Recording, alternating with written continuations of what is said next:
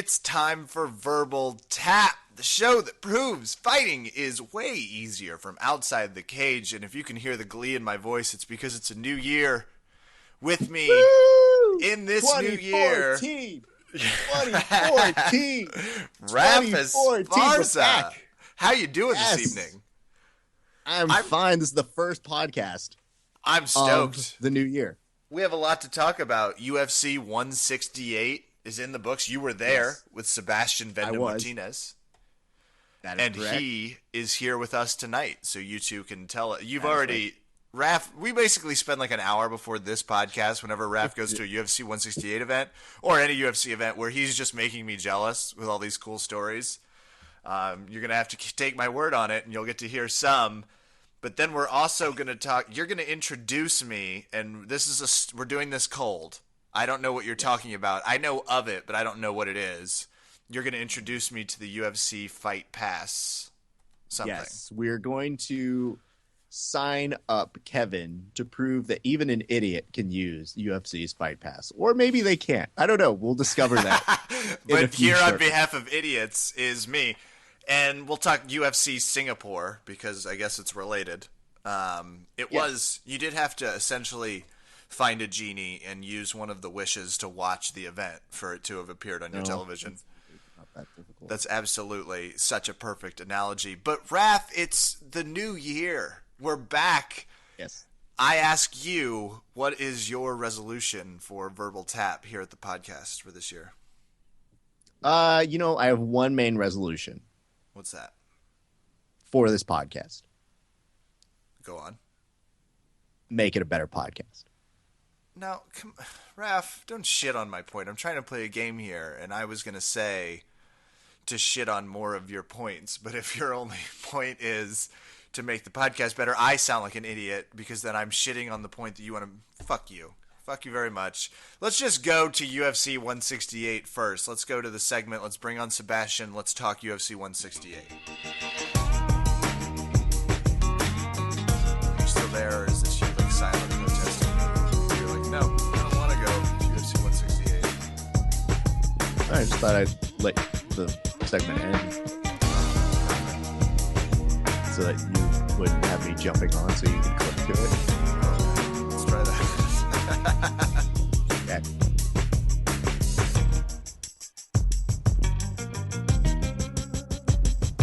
UFC 168 is officially in the books as a pretty exciting card, but our correspondents were there live. Obviously, Raph, you were in attendance, and you've been making me pretty jealous about it. But we have on the line Sebastian Martinez, who was also there. Guys. Yes, well, that is correct. I can't stop seeing Anderson Silva's toes looking at me. It's seared in my brain. What was it like live? Well, the worst part was the sound, which we could hear it from the bleachers, and God, I had it on in HD, and I didn't think about the sound. The sound had to be disgusting. because from where we were sitting, it's like once he went down, we couldn't see a whole lot because people were standing up, but the sound was, there was no questioning what had happened, and it was just, I don't know, it was like hearing a Hostel movie, but far more graphic in a way.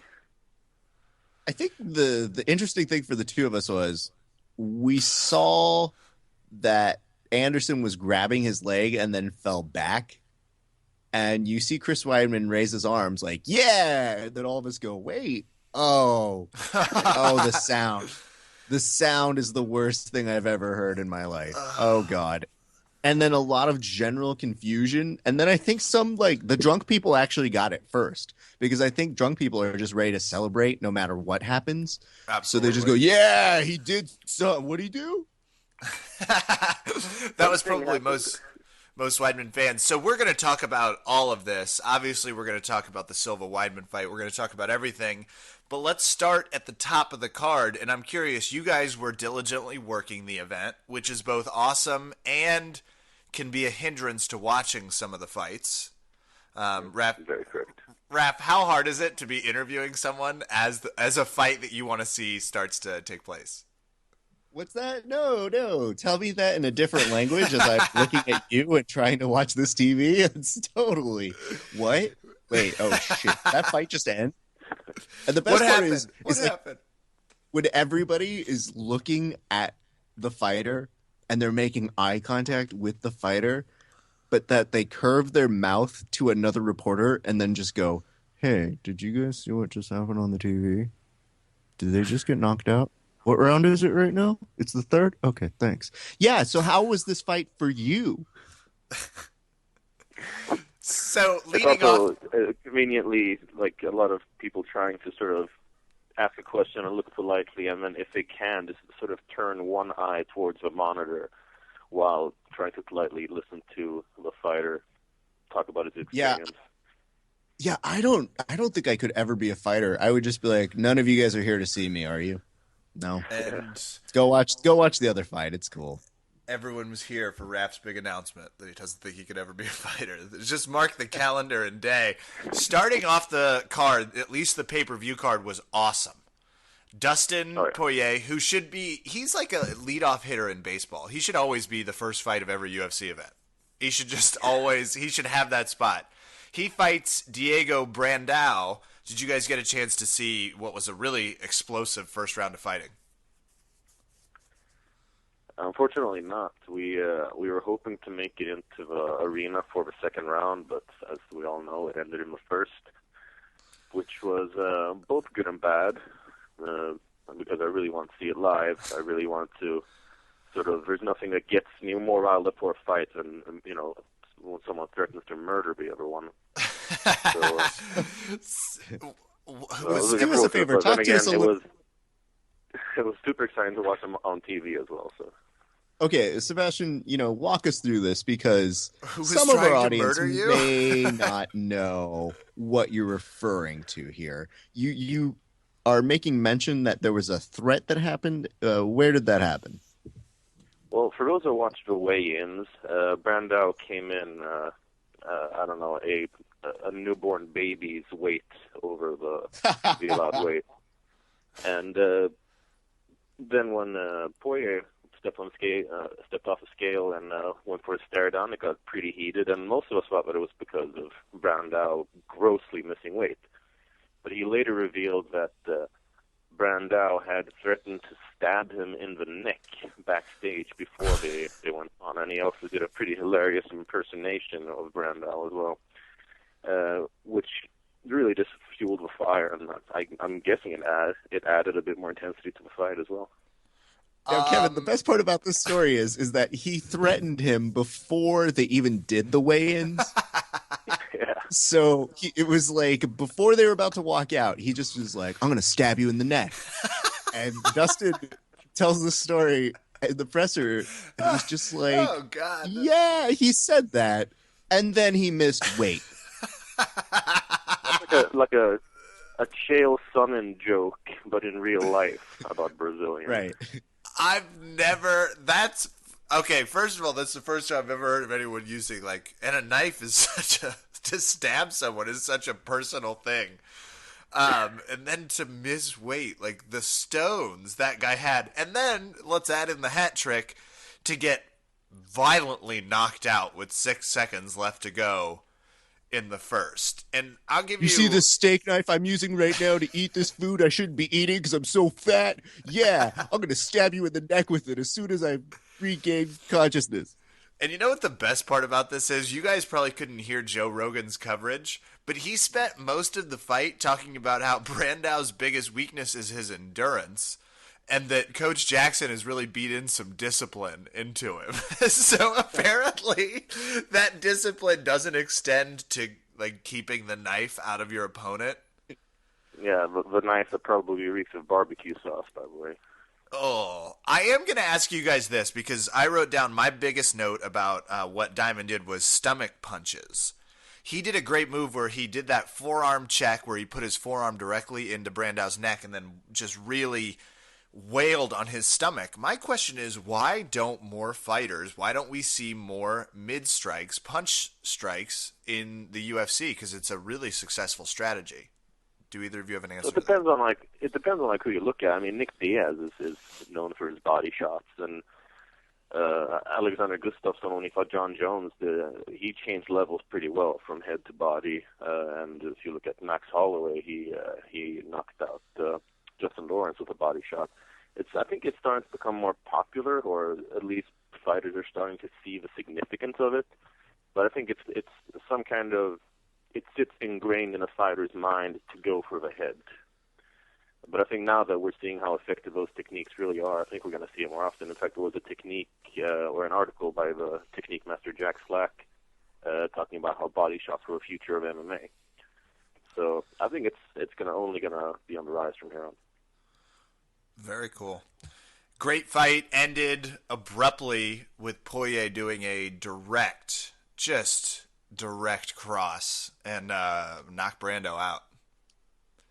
Despite the friendly neck-threatening incident. So let's all just rejoice. Our next fight, Jim Miller gets robbed, by the way. Who got submission of the night? Was it Rousey? Yeah. Yes. Jim Miller got fucking robbed because he pulled off the sweetest armbar on Fabricio Camus. Did you guys get a chance to witness the jiu-jitsu miracle that happened in this octagon?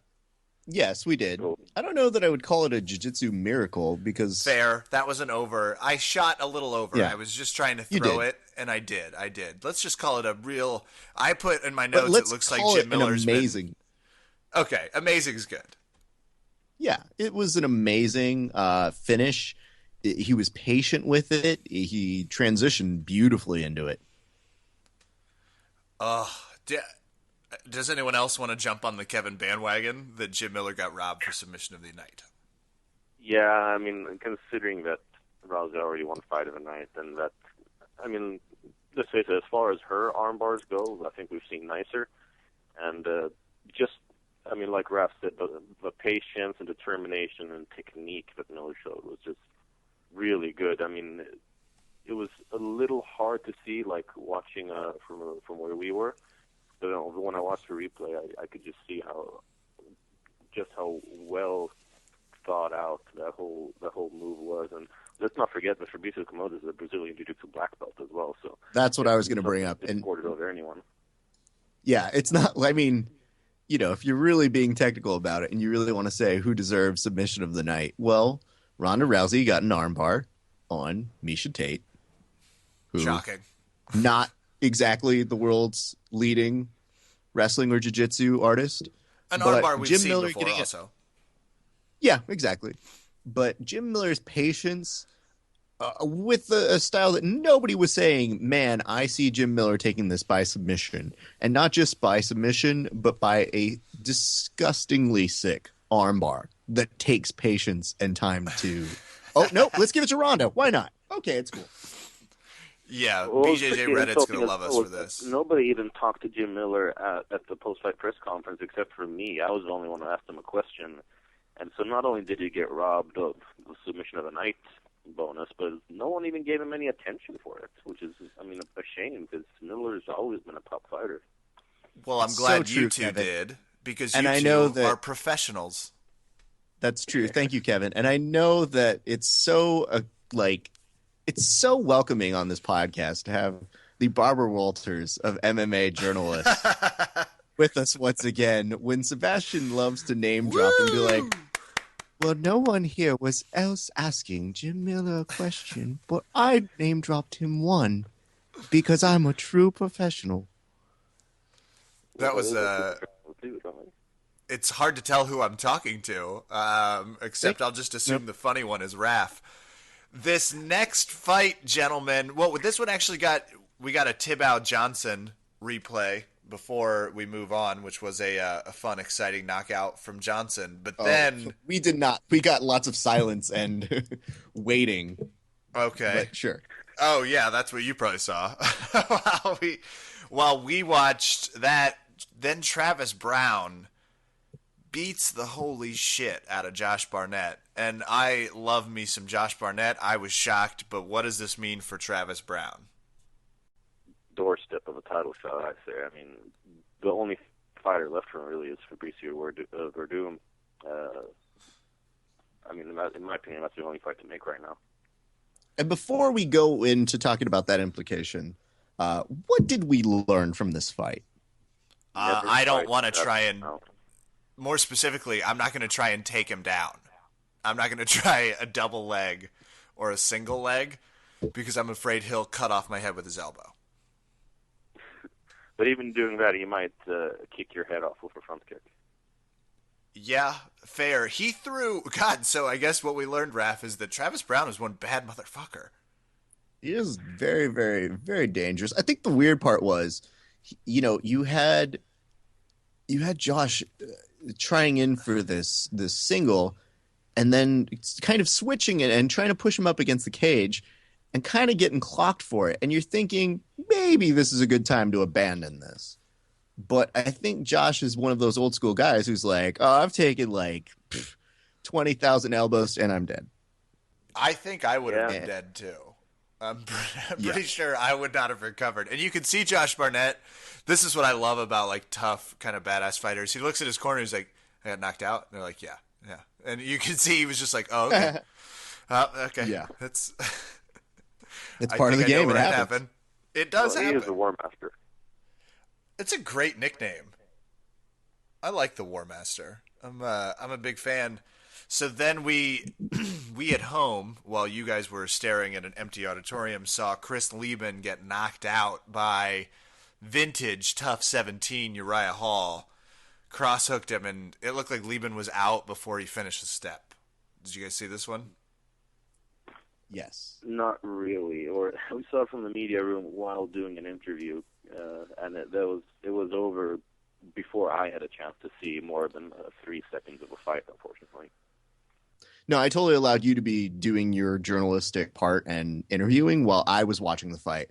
And it was hard because I just started staring directly at the camera because at the end of that first round, there was a giant amount of confusion. I thought, okay, well, it looks like Lieben's going to survive to another round and maybe we'll get to see something. And then you saw every person that you logically know should be checking in on him doing those things where you go, maybe we're not going to get a second round. Is that kind of what you saw when you were looking at the replay, or was there something else that you thought to it, Sebastian, once you actually got the chance to look at it all? Yeah, well, once I got a chance to see it, I already knew a bit of a background, but it was definitely confusing despite that. Apparently, Lieben had walked over to his corner and asked, was I knocked out? At which point they were like, his corner figured that he probably has been knocked out, because usually that's one question that fighters do ask when they've been knocked out, because you lose just a few seconds of your memory there. But it was tough seeing Lieben just completely fall for Uriah Hall's game plan completely, chase after him, eating counter shots like a kid at a candy store. That was the worst. Was, I think Uriah Hall knew Lieben was going to, at least fall on the sword and just press forward. And the hard part about that is he calculates that into his game plan and says, all right, chase me, expand your own energy, and then I'm going to come in with some counters that are going to just wobble you. And it was tough to watch. Yeah, it was. I mean, how can you not at least like or enjoy watching Chris Lieben? He's been with for such a long time. He's always had an entertaining fighting style. But let's face it, I guess it's kind of an aged fighting style. It's hard to win with that game plan or that way of fighting these days when everyone is so well rounded. I did enjoy his hair color, though.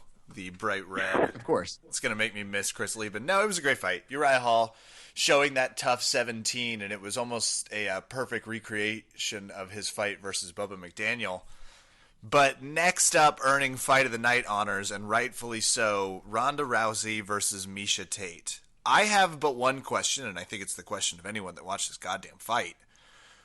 Why was Miesha Tate continuing to push the judo action on Ronda Rousey when it looked like Miesha was genuinely winning the boxing exchanges? What was your take on this fight? I was mostly baffled and entertained at the same time. Yeah, great fight. confused and happy, I guess. But I could not put my finger on why she would pursue such a game plan. Me and Raph were talking about it afterwards, and I think Raph put it pretty well in that when Misha got that first takedown pretty convincingly, that she probably just figured that, yeah, I've got this, I can take her down. But it was just not at all the right thing to do. She was looking really good on her feet, and it's a shame for her. I'm sure she regrets it now in hindsight. I think it's that false confidence you get, and I'm sure, Kevin, you can attest to this to some point with jiu-jitsu, where you pull off, of course you are, you get one thing magically, and because you really have to believe that you are amazing at what you're doing, that you go, I can fucking take her down. I'm going to take down this judo Olympic athlete, and I'm on the ground again. How did that happen? And you get frustrated because I think part of it is emotional response. I think part of it is, she really wanted to beat her. And I don't tend to get very vocal during fights. I tend to be more quiet, a little more reflective. This is one where I was actively, and Sebastian will attest to this, yelling things. Because yeah, Rap's inner football bulletin came out during this fight. It's the most truth. And I swear to God, and Sebastian has seen fights with me. Kevin's seen fights with me. I'm relatively calm, but there was something different about this fight where that you felt that Misha, if she kept it in a standing boxing match, at least had more than a 50-50 chance of winning that fight. Without question. And that was the hard part to keep watching. You saw her hit Ronda in the face, and I don't know if it's the first time I know it's the first time we've seen Ronda tested in the cage, but she had that look on her face like, holy shit. Whoa, someone, that hurt. Like, I felt that punch. And those up kicks were violent, and I was just thoroughly confused when she would start a successful exchange, stagger Rousey, and then go in for a hip toss on a fucking judo black belt. Yeah, like I said, baffling. But I think I can speak for most people when I say that this is the fight, at least what we experienced in the arena, that got the most crowd attention. People were on their feet. Oh, it was awesome. That's one of the most, from like an audience perspective, most exciting fights I've ever seen, without a doubt. I mean, and now that we all know the end of the main event, we were expecting the main event to get a really good reaction, but this had a sustained amount of interest for people into it. That people were going nuts. Like, they really wanted to see Misha win this fight. Yeah. And I do have to credit one thing on Misha's her game is she was definitely drilling worst case scenario jiu-jitsu positions for her, and I think that she was excelling in a way that most people wouldn't have expected her to, because she got put in some terrible positions and found her way out of it. She got her way out of that armbar in the first round. Yeah. And kept finding better ways to improve her position. And I think ultimately the big problem in the second round for her was when she got slammed by Ronda in the second and Ronda put her full weight on her on a crash landing. I think that was where we saw kind of the end for Misha, because then she was in survival mode. And by round 3, she was exhausted to the point where Ronda could get the armbar. And it seemed like a horror movie where the audience was just like, no, we know the armbar's coming. No! I'll say this, and this is how I kind of signed off the fight. At 3:45, because I agree, I was trying to compliment her jiu-jitsu. At 3:45 in the second round, she had a perfect knee bar opportunity. As Rousey pulled up and she had a complete hook on a leg with her feet in exactly the right place, she missed a chance. So, Misha, I know you're listening to this podcast. Go to 3:45 in that second round. Look at what I'm talking about. Go to the nearest jiu-jitsu black belt instructor you can find and learn how to do a fucking knee bar. Oh, you were so close. Kevin, I love when you talk about how to improve other people's jiu-jitsu when they're 2 rounds into an exhausting fight. I think once she got slammed, she didn't have that energy. I think it happens. The knee bar to doesn't people, take though. energy. Like, if you see the setup I'm talking about and I could freeze frame right here, you would look at it and it's such a modern, like, oh my God, it was perfect. She had the foot. She had even Ronda did that thing where she stepped back, which you're not supposed to do in that situation. She just left it perfectly exposed. Yes, Kevin. Thank you for educating us all on jiu-jitsu once You're again. welcome. You're welcome, world. Sebastian, we don't need you taking Raph's side. That would be non-professional behavior. Let's stay professional and let's just vote with Kevin. That's how we define professionalism on this show. Final fight of the evening, gentlemen.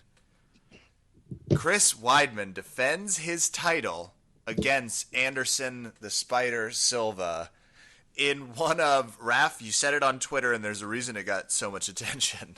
I can't unsee what happened at that leg kick. Gentlemen, finish your thoughts that we started this conversation for. What was it like to see Anderson Silva make such an exit in the octagon? Well, like Raph said about Rousey Tate being like a horror movie where you can see the thing coming, I'd say that would be like a Friday the 13th where you can see Jason coming and you know it's on the way. If that was a Friday the 13th, then Weidman Silva 2 was like, this Serbian movie or one of those torture porn things where you just leave scarred. You just sit there and kind of feel dirty. And Sebastian wins the award for longest horror movie metaphor in Verbal Tap history. Sebastian, to you, but... Shut up, Kevin. Go ahead. Look, here's what I'm going to tell you, Kevin. This is where Sebastian's infinite wisdom really kicks in, is we were watching the fight. Yes. We were watching the fight. And I think the minute, it didn't take him more than 15, 20 seconds for Anderson Silva to go down, hold his leg, some people to rush over, Weidman to raise his arms, for Sebastian to look at me and go, let's go back to the media room. And I looked at him we should go. Yeah, let's get out of here because there's nothing changing. And everybody just stood like zombies while we ran away to the media room. When we got back to the press room, we had the unfortunate advantage of getting there before every other journalist. So we could see the reaction on every major journalist who walked in after seeing Anderson Silva essentially metaphorically die in that cage. And every one of them was like, why are we so bummed out? How did that happen? Who let that happen? Who let that happen to Anderson Silva? And then seeing people go, my favorite reaction was from one journalist that goes, we were all so happy with Ronda and Misha. We were all so happy. Everything was terrible to watch. This was a great card. UFC 168 from start to finish had a lot of great fights, a lot of great finishes. But I think because of how it ended, it felt like you got punched in the stomach at the end of this really great card. I feel like I got punched in the soul. Punched in this, and Raph, you said it right now. We watched him metaphorically, like we watched a legend die in the cage, and it just hurt. It really made me sad. It did, and I don't know about you, but I didn't feel good until I read the press release way early in the morning. They didn't release till 3 that said, update, Anderson Silva has had the surgery. He's okay. And I'm like, oh, thank God. Because you just didn't I'm of two minds on this. I'd love to see him come back. I think it's naive to think it'll ever be the same. That's not to say that he won't be successful or that he couldn't regain the title, because he's a weird, ridiculous freak of human everything. But if for all the excitement that we had with the Anderson Silva era, I don't think it'll ever be the same as what we knew to be the funnest, most exciting time when he was at his peak. And if we're lucky enough to get him to fight again, I think that's going to be amazing. But I just want this man to be healthy and not have to worry about the kick. What do you two say? One tweet, go ahead, one Sebastian. tweet that sums it up as well. Donald Cerrone tweeted, "I'm never kicking ever again." That is the best one, yeah. That is the one that I showed. What do you guys think about Chris Weidman saying, this is something he and Longo worked on? I was checking the kicks, and if you look at the replay, he was checking the kicks. Winning, that was genius. Like, we have to give him credit for seeing something, studying the film, and being the real 185-pound nightmare that I think is going to have a stranglehold on this division now. Well, you forget that Vitor Belfort has Jesus on his side. Oh, my God. Do you think when fighters thank Jesus Christ, and I believe Weidman already said he has Jesus on his side. That is correct, Kevin. That's the whole idea. It's going to be Jesus versus Jesus. Make sure that you know the difference between the two. Do you think Brazilians think Jesus H. Christ is just a great fight coach? Maybe not actually the same person. They probably know. Oh yeah. Well, I trained with Jesus H. Christ. I'd like to thank Jesus for teaching me I should really work on my stand-up game. Thank you, Jesus. And let's not forget that Vitor Belfort is the king of the jungle, and that he will not let you forget about different animal idioms. I swear to God, Kevin, fight. Vitor got brought out for a special Q&A when Bruce Buffer was doing a nice thing with the fans. He was taking questions from the fans before the weigh-ins, and they're like, "We have a special guest. It's Vitor." And all of us were like, "Vitor?" And he's like, "Hi, how you doing, everybody? So good to be here. The lion in the jungle is the most dangerous animal there is." And all of us are like, the question was, how are you doing today? I don't know how we got to the lion in the jungle. It was the most dangerous animal out there. This is weird. I'm excited we did. And, Sebastian cut to him, like, working out his questions and going, all right, what am I going to ask Vitor? Okay, Vitor, what do you see your place in the division, and what do you think are Chris Weidman's weaknesses that you could take advantage of? And cut to, Vitor going, when you are a lion, sometimes you are hunting, sometimes you are hunted. You're just like, no, that doesn't make sense. I'm so jealous. You gotta hand it to some fighters. They can answer any question with whatever the hell answer they want to, and they can just give the same answer to different questions. And I guess I'm not gonna question Vitor Belfort. I don't want to get kicked in the face. It's true. But I will say, Sebastian and I, after the press conference, definitely went back and rewatched that footage at least 7 times to really understand it. Well, for me, it just read like some kind of National Geographic documentary about jungle animals, because I couldn't understand what it had to do with fighting. But it's true. Well, yeah, that's Vitor. But I will say this. So, we know Vitor is next in line, and that's coming up very soon. And it will actually take place in Vegas. My question to you, Sebastian, does that mean that Vitor is going to be fighting without what has been referred to as his dino juice? Well, it's definitely going to be regulated in a way that it might not have been in Brazil. Just their regulations aren't really quite as publicized, and it's hard for a lot of foreign media to understand the TRT regulations down there. But yeah, I guess now it's going to be at least a moderate amount of dino juice, or a hendo amount of dino juice. I love that we're calling it dino juice. This is the best. I also love that it was also referred to as a hendo. I like that you could go in the streets and go, "Can I get a hendo?"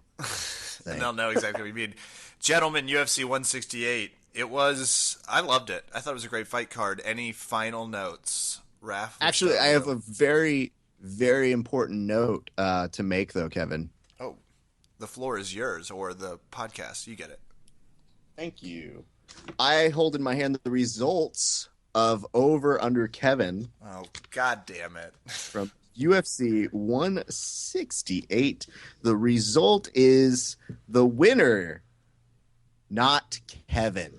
Does this mean kills. Kevin gives me a hendo? I don't give no hendos for anyone.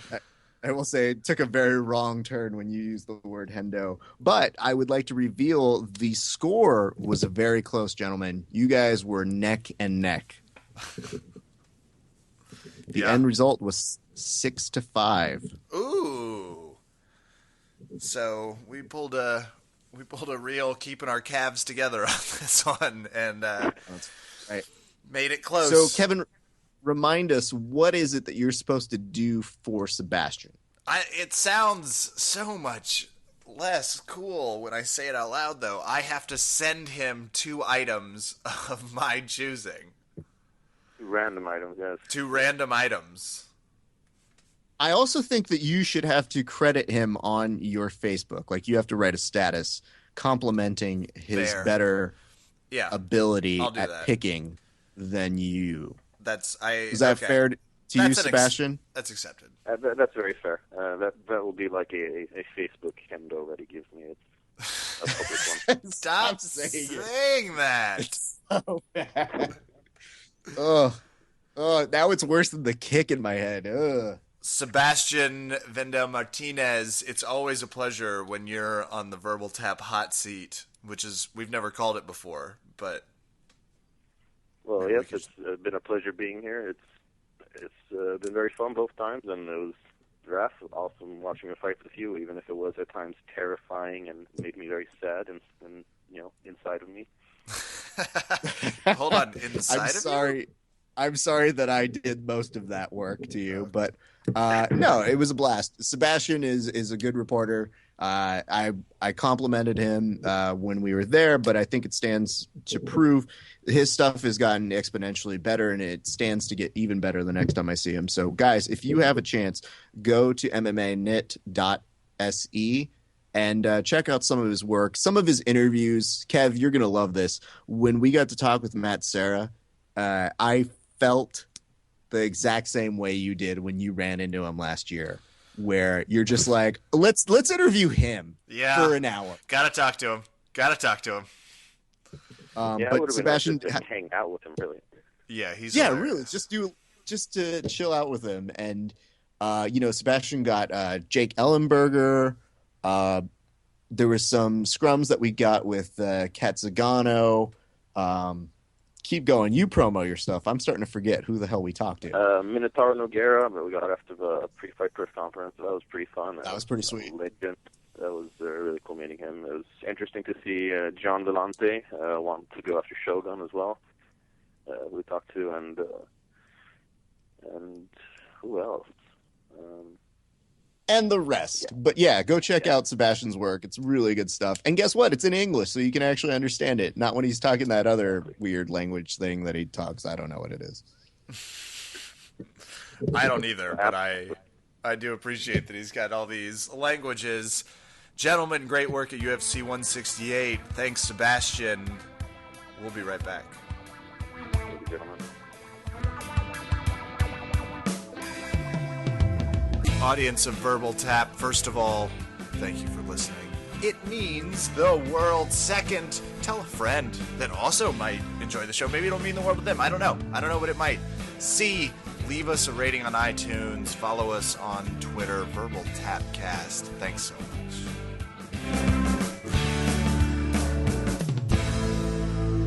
Okay, everybody. So the big news of the week that we got directly at UFC 168 was that the UFC is now creating their own kind of Netflix service.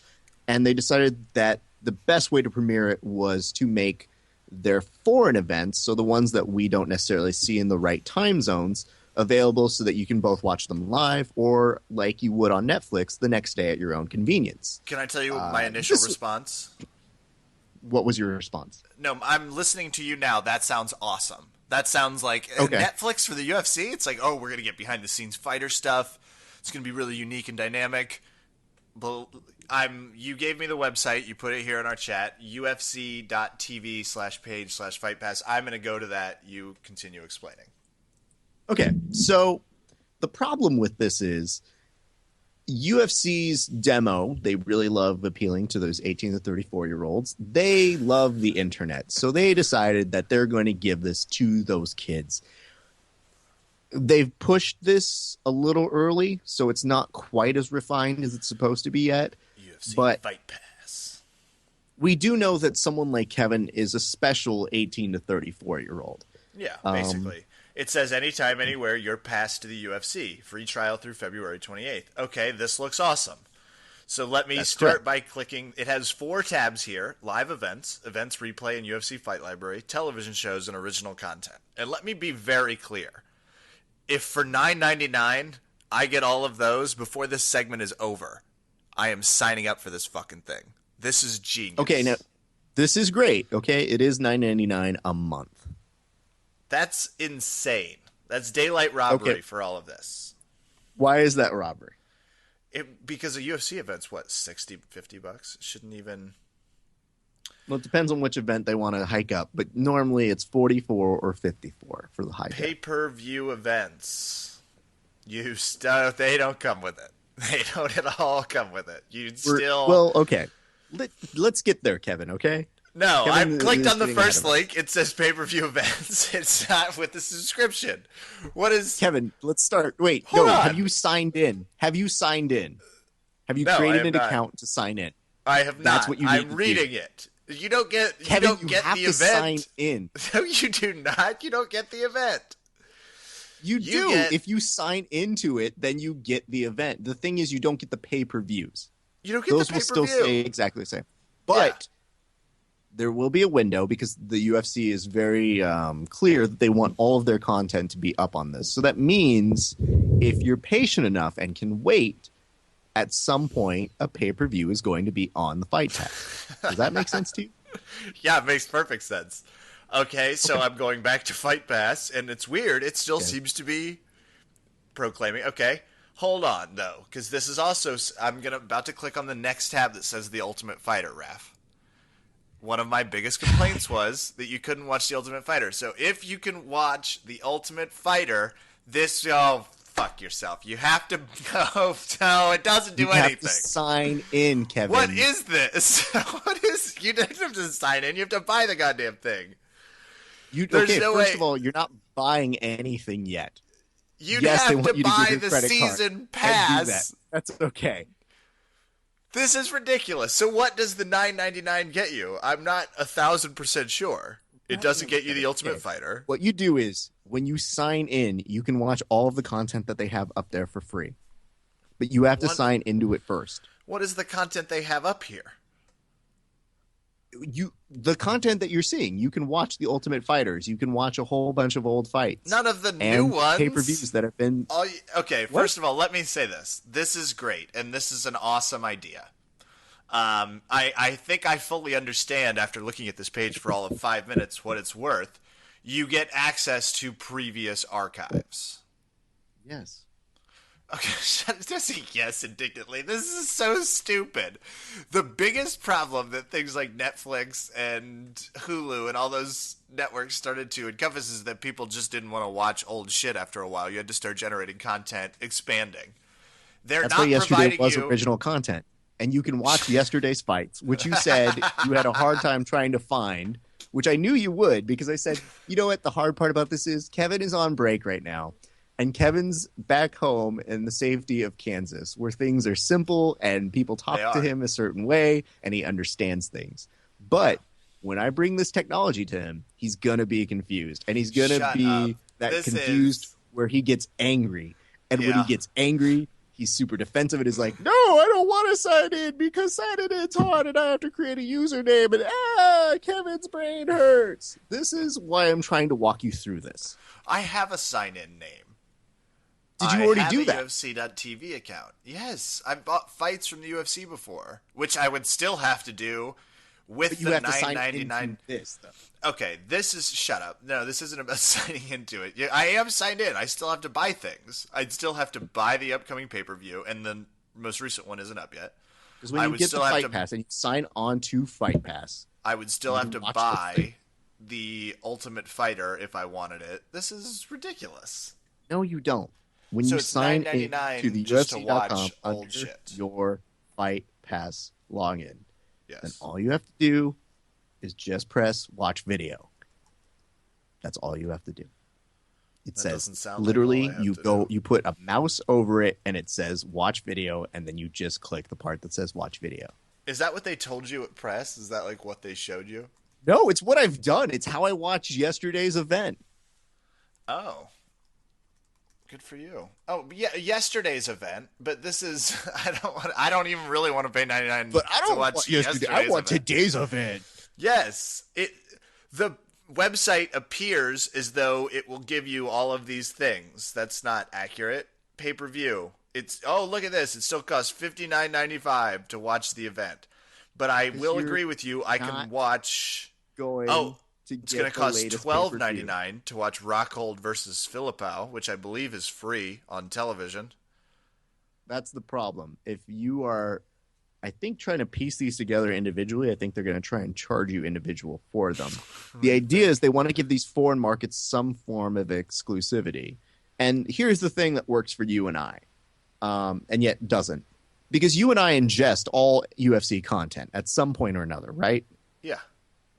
Okay.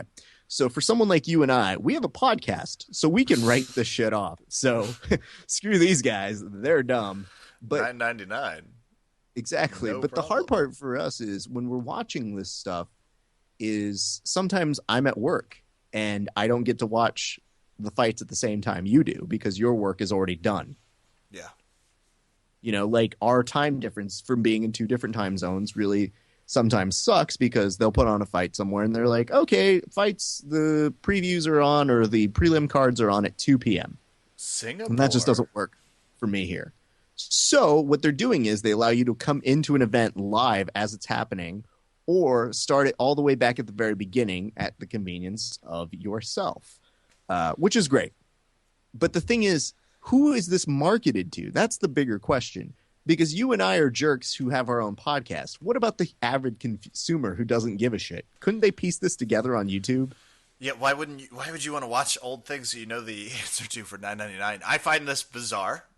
I think what they should have done. Look, let me first say I applaud the technological effort, and I think this is genius. I think they've needed something like this for a while, but they have marketed it once again, sort of like a company that doesn't know where it's at, like in the presence of content future. They sell bundled packages of fight cards, right? Like you can buy 5 or 7, whatever at a time. Why not just make this a part of that and add it as an included free service just to say thank you for ordering? Nobody has the same cable provider, so there's no way to really collect upon that. Everybody has their own internet, okay, we'll so just do the it through concept UFC is TV to make it ownership. Okay. Well, They are doing it through UFC TV. Are you paying attention? I'm mildly paying attention. I'm looking at it. I'm interested. I'm pretty sure this is not going to make a lot of money. Let's be very clear. That is very probable. It's probable? Yes. Did the journalists go crazy? Was everyone like, oh my gosh. It's like you put Silva's foot back on. If I could accurately display the press row's reaction to this, it would be with a okay. I think that was about it. I think that was their reaction to it all. Whew. Blown away by what happened. Okay. Well, this is interesting. I guess I'm curious to see more about it. I don't know. Well, Kevin, here's the thing. You have to sign into it because I am. So I'm signed you into really it. don't have Okay, Yeah. good. I'm in. So now you're looking at it and you are signed in. And what did look up a fight. Look up a fight that you'd like to see. Okay. This has Search been one of UFC the criticisms that they've had about it is they're trying to figure out how to do search engines because apparently if you type in UFC 1, it will come up with every number 1 in the algorithm in that search result. Please purchase or subscribe to view this video. Okay. So I looked up John Jones versus Gustafsson. I'd be able to watch that fight. I'd be able to watch the countdown, which is actually pretty cool. Okay, I can see the 50-50 on this. Yep. And if you were properly signed in, you would be able to view it under the Fight Pass banner. No problem. So keep that in mind. That is pretty cool. Because I just typed in John Jones. Yeah. And they do have a series of fights. Like they've done some profiles for individuals. Like they put one for GSP. They put one for, I think, Kane, like a couple other people. So it's in its infancy, and there are going to be some bumps. But from where it stands right now, for people like you and I who do this, it does open up some avenues. They did say that there is some content that they are going to slowly integrate on because it was too bloody. So I guess they're looking to evergreen it, if you would. Evergreen being a nice way of saying let's make it so that everybody could probably watch it, aka clean it up a little bit more. So keep that in mind, fight fans, when they do start putting those in. I agree. That sucks. However, Kevin, one thing that this does open up for us in terms of what we do on this podcast is we may do some content now for our podcast and our website based off this new tool. Yeah, that would be kind of fun. I think there's been talk a long time ago. You and I had mentioned the possibility of piecing together old UFC events and kind of talking about them. So there's very real possibilities we could be doing some stuff like that. We like reviewing the fights. I do like that. I like the search feature. So, yeah, okay. Maybe I didn't fall in love immediately because I think they need to work on what that first page says. But I can certainly see the value. I still don't think, couldn't you get through a lot of this pretty fast? I don't know. I mean, I think somebody said to me in confidence, they're like, well, there goes my workday. And I was like, what? You think all of us just sit around watching fights while we're at work? You're weird. It's not what we do here in America, buddy. I definitely do that and love YouTube. But here's for the thing. Reason. Folks, we want you to tweet at us, tell us your experiences with Fight Pass. This is obviously a very bumpy beginning to their whole scenario. I don't disagree with what they want to do. I still think it's a little too high on the price because if you think about it, Netflix is $7.99 a month and UFC is $9.99 a month. But let's work where we can here, people. Let us know what you think. I agree. Thank you for at least breaking the news to me of what this is. That's really helpful. Tell me about what the hell happened UFC Singapore. Okay, now here's the real nice thing. You need a big fight to launch a product like this. And yesterday, you had two people who not a lot of people are familiar with. Are you familiar with Safardine? Tarek Safardine? Not really, no. He's a Strikeforce champion. He's awesome. I think you may have seen him dismantle Nate Marquardt. Oh, yes. I do know what you're talking about. Yeah. Okay. He fought yesterday against a very, very interesting opponent for him by the name of Lim. I'm trying to remember his first name. It's Hungyu Lim. And this was a fight, man. If they needed something to launch the very beginning of their product, they really lucked out because they got a 5-round decision where these two fighters really went at it. Tarek really looked dominant throughout most of the fight, but Lim's heart was just so well documented. This is a guy who essentially in the 3rd round gets taken down. His leg gets chopped out underneath him because of Tarek's kicks and doesn't quit the fight. And was his leg still in one piece? I feel like I have to ask. Yes, that is you have to ask the right questions. But his leg, he was noticeably limping for 2 more rounds and didn't quit. And this is the best part. His corner, in the middle of one of the fights, just goes, they translate it, they go, "You were doing a very good job. Just get back out there and be more aggressive. You're doing a good job. Okay. Good job. You are still doing a good job." And you're always like, no fucking way. And this is the part that Kevin loves too, because they also have red and blue corner cams and mic Fight Pass. On the Fight Pass and other part of Fight Pass. I feel like I'm gonna stop doing a commercial for this, but you guys just need to know what the fuck's on here. Hear from UFC Fight Pass, Rafa Esparza. Hey, believe me, I wish they were paying me money for this. His presence here sponsored by Lone Survivor, coming this theater January 14th. It's actually January 10th, but That's neither here nor there.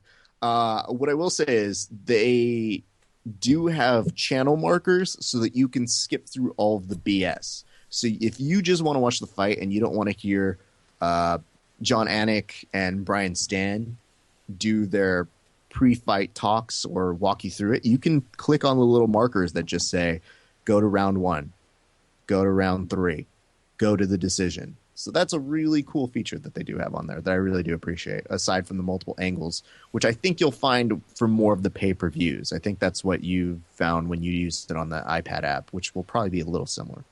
Yeah. We got to find this Lone Survivor release date, because you want to know where I got January 14th? No. From Goldberg. You're right. It's January 10th. He fucked it up in the Pete Berg interview.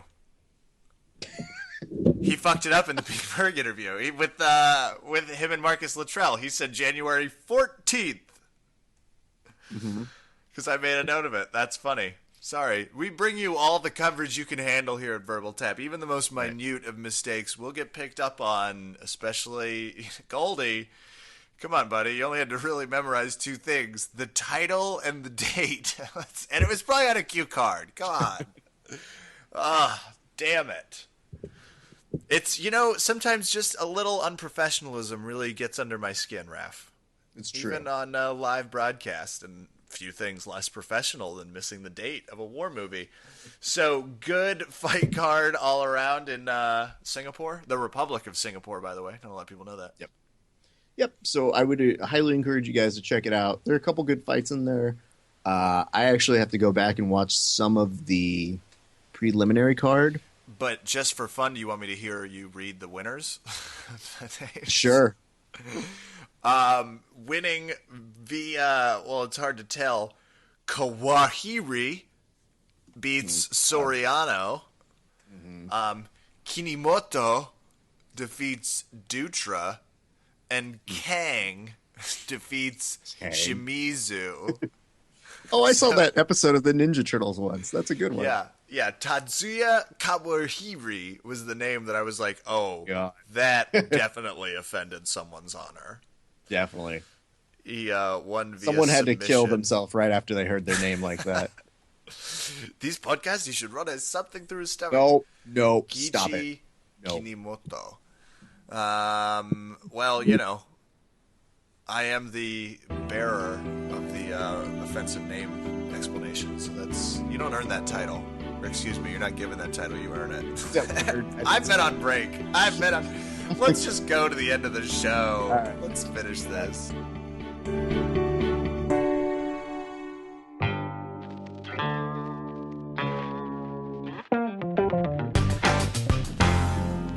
What a way to ring in the new year. Talking UFC 168. Looking at this new gift from the UFC. I guess we'll call it a gift that you have to pay for. Fight Pass. Yep.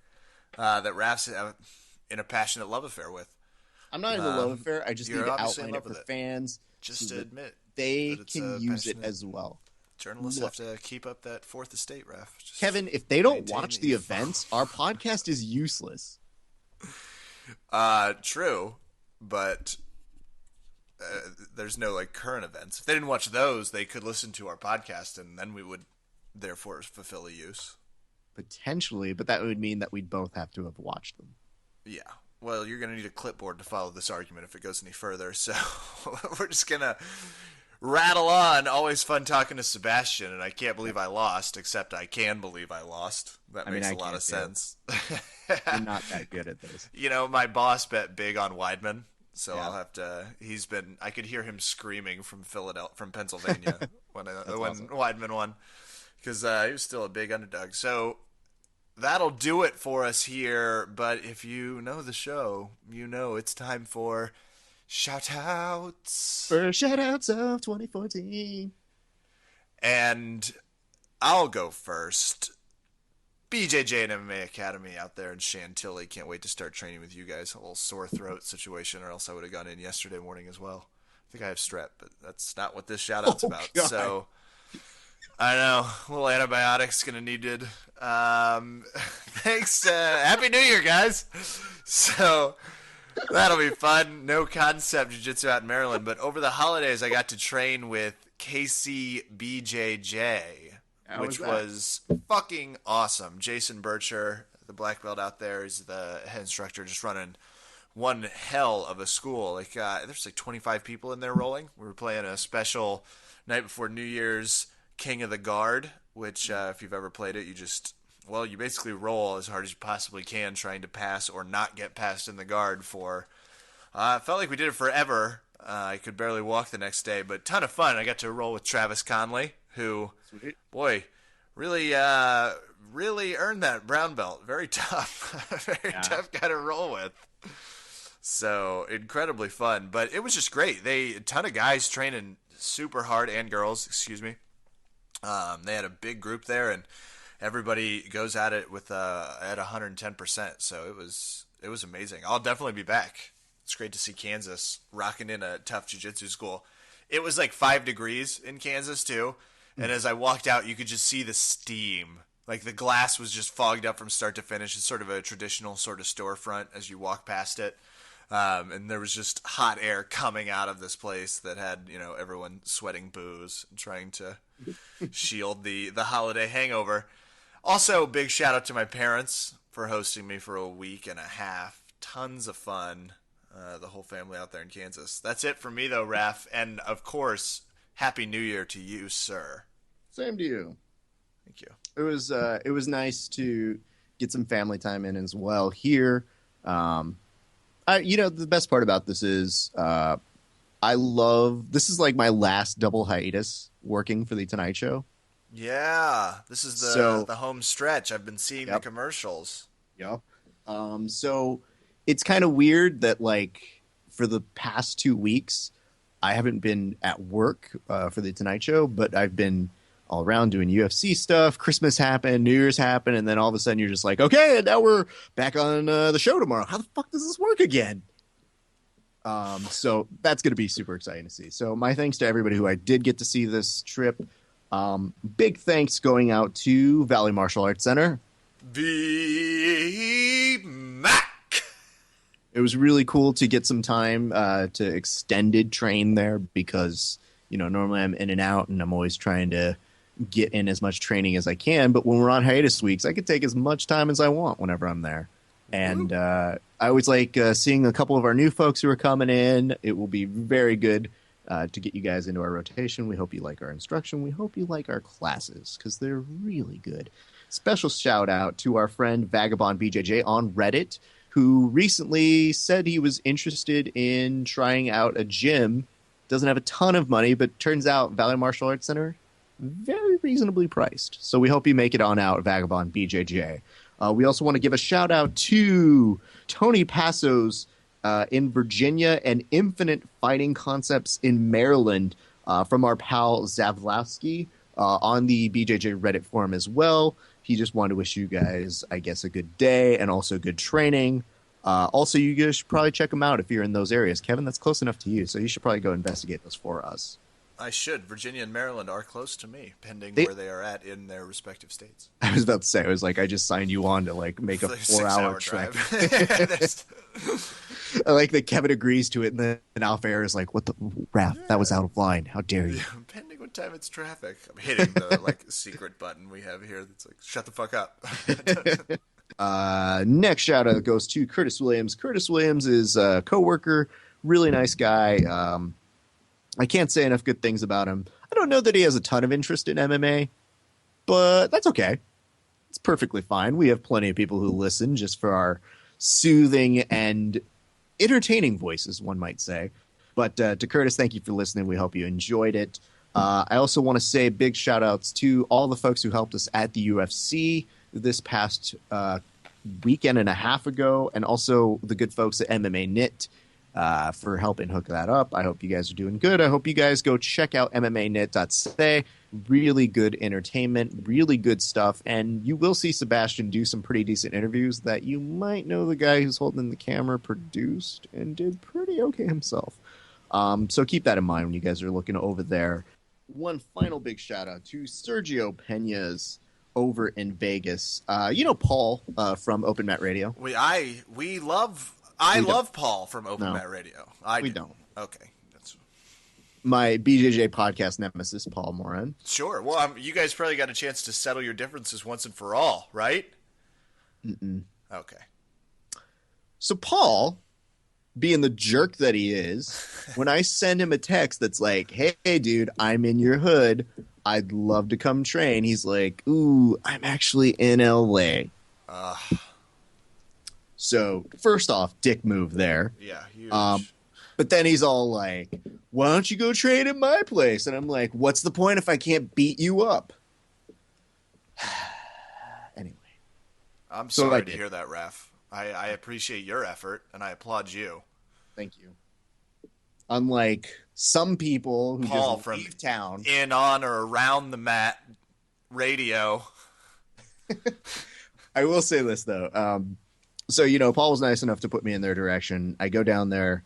I had this really terrible beginning to my Saturday when I was in Vegas. Just a terrible, stupid kind of, when you get like an email that's just like unnecessary, it's just petty, it's dumb. You get one of those, Kevin? Yeah, I've been actively dating since I was 16. I'm familiar with those emails. It's not that kind of one though. Yeah, it's a work related one. Okay. I like that most of your relationship problems have to come in email correspondence. But no, I just had a really terrible email start at the beginning of my day. And I was really in the mood to get that out of my system. And the good folks over at Sergio Pena's over in Vegas really, really helped to readjust my day. Like, I was in a pissed off mood. I went to go train, and then I was fine. I was in a great mood. And that I could accordingly go to the UFC and cover that later on that evening. And I didn't want to go there and be in a bad mood, but that's what you'll find with jiu-jitsu. You go, you train, and then all of a sudden, all those things that seem like really big and dumb become really like simple. And you're like, all right, no problem. I'm good again. So I want to really, really thank the good folks over there for Jerry, Mike, and Derek, and all of the good folks who I didn't even get to roll with, but so many nice people, and the best compliment I can say is very similar to the one I know that Kevin paid to us when we went there to VMAC and he was in town, which is you felt like you were at home. And that was what I realized. I realized that when you have the beginning of a bad day, you really want to roll at a place that feels like home. So my best compliment to the good folks at Sergio Pena's and to Paul. Hope all is going well for you, buddy. I look forward to seeing you sometime soon. You are still my BJJ nemesis. This does not make you a good human being. Yeah. Let's be very clear about that. Not even close. Paul, if that is your real name. I hope it's not. I hope he's just playing people. Yeah. I will get to the bottom of it. Yeah, you will. That'll do it for us here tonight at VerbalTapCast.com. Over on iTunes, leave us a 5-star ranking. Let us know what you think. Follow us on Twitter at VerbalTapCast. We love interacting with our fans and hearing from them. I think especially your Twitter reputation are clear on that. We're back for what's going to be a really great 2014. I am Kevin. Thank you very much for listening. Good night and good New Year.